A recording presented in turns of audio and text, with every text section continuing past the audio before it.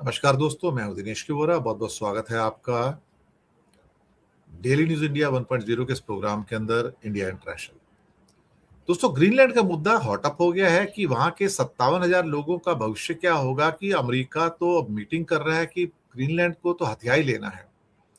अगर ये हुआ तो फिर तो पूरी दुनिया का निजाम ही टूट जाएगा, पूरा नेटो भी भंग हो जाएगा और एक किस्म से कहा जाए तो दुनिया में अफरा तफरी वाली बात हो गई है। तो या तो जिसकी जो मर्जी है, चोर उचक्के लुटेरे सारे आके कुछ भी लूट के चले जाए। ये तो वर्ड ऑर्डर नहीं है, ये तो वर्ड डिसऑर्डर है अल्टीमेटली। और ये खतरनाक है पूरी दुनिया के लिए। दूसरा, पाकिस्तान को JF-17 के कुछ सुने ऑर्डर्स वगैरह मिलने शुरू हो रहे हैं और JF-17 उनके द्वारा बनाया गया एयरक्राफ्ट जो कि चाइनीज एयरक्राफ्ट है, पाकिस्तान में बनता है कोलैबोरेशन के अंदर, उनको अब एक्सेप्टेंस मिलनी शुरू हो गई है और कुछ देशों के अंदर अब जो इंटरेस्ट दिखा रहे हैं। तो JF-17 एक उनके लिए एक बड़ा सौदा हो सकता है कि फाइटर एयरक्राफ्ट बेच के पाकिस्तान को काफी फायदा हो सकता है इस मामले में। पहले आज हम इसी के बारे में बात कर लेते हैं कि पाकिस्तान को ये जो फायदा हुआ है खास तौर से, और JF-17 ने जब चाइनीज मिसाइल के साथ ऑपरेशन सिंदूर के अंदर जो फाइट हुई थी, सुनने में आया उसका परफॉर्मेंस ठीक ठाक ही था। तो अब वहां के डिफेंस मिनिस्टर ने भी कहा है कि ये जो एयरक्राफ्ट है JF-17, इसके ऑर्डर मिलने शुरू हो गए हैं और ये ऑर्डर अगर और ज्यादा मिलने शुरू हो जाएंगे तो हमारे हालात बेहतर हो जाएंगे। ना केवल बेहतर होंगे बल्कि हमें बार बार IMF के पास भी नहीं जाना पड़ेगा।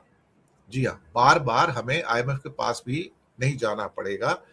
और कई देशों के, उनके मैं नाम नहीं दिए उन्होंने यहाँ पर, लेकिन कई देशों से उनकी इस समय बातचीत चल रही है।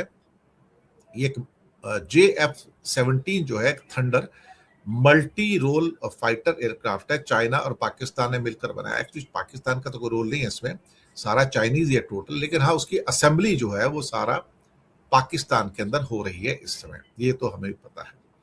हालांकि काउंटर दावे दोनों साइड के हैं, किसने किसके विमान गिराए, किसने कितने विमान गिराए। तो उसने पाकिस्तान कहता है इतने गिराए प्लेन, हमने कहता है इतने गिराए, तो वो कुछ कंफर्मेशन तो है नहीं। हम अब उस मुद्दे के ऊपर नहीं जाना चाहेंगे।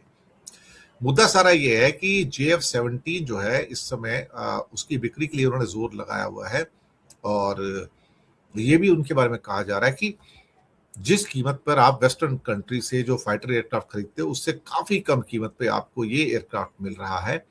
और वो कहते हैं अगर ये सारे के सारे ऑर्डर फाइनलाइज हो जाते जो अभी हमारे पास आ रहे हैं तो हम जो है काफी हद तक IMF के पास हम नहीं जा पाएंगे और हमें पैसे की इतनी तंगी भी नहीं होगी, खासतौर से उस मामले में।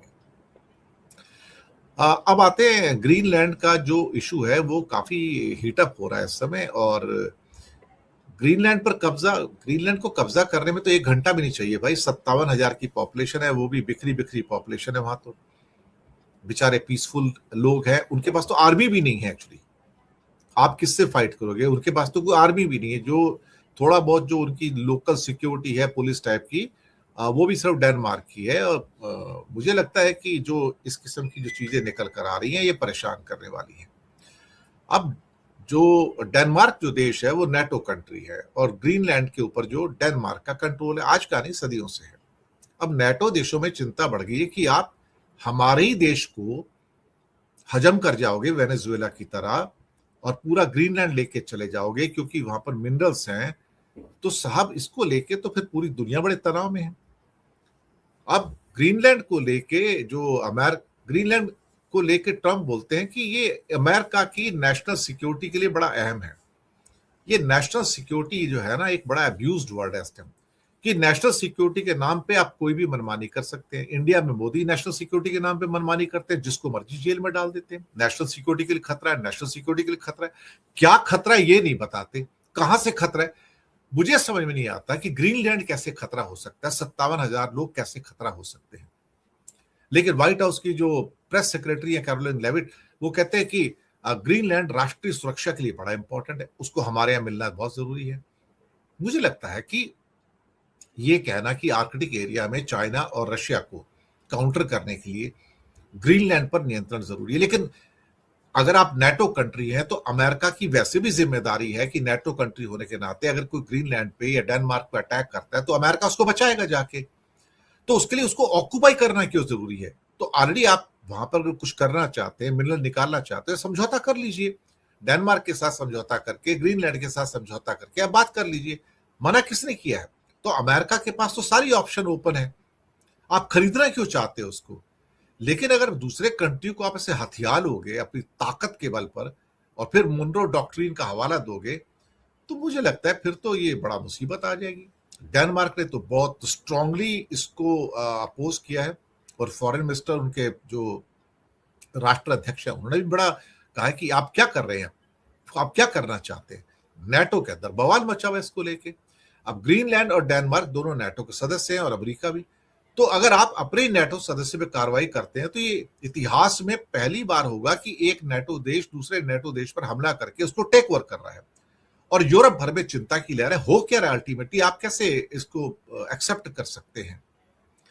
अब मुसीबत यह है कि आप रशिया से तो निपट नहीं पाते हैं, आप चाइना से निपट नहीं पाते हैं, तो पता लग रहा है वो बेचारा गरीब गरीब मतलब उसकी हस्ती क्या, उसकी छोटा सा तो है ही ना वो। 57,000 लोगों का देश, आप उसको हथिया के और बहुत बड़ा तीर मारेंगे और बताएंगे मैंने देखो कितनी बड़ी विक्ट्री है अमेरिका की। ये तो नॉनसेंस है एब्सोल्युटली।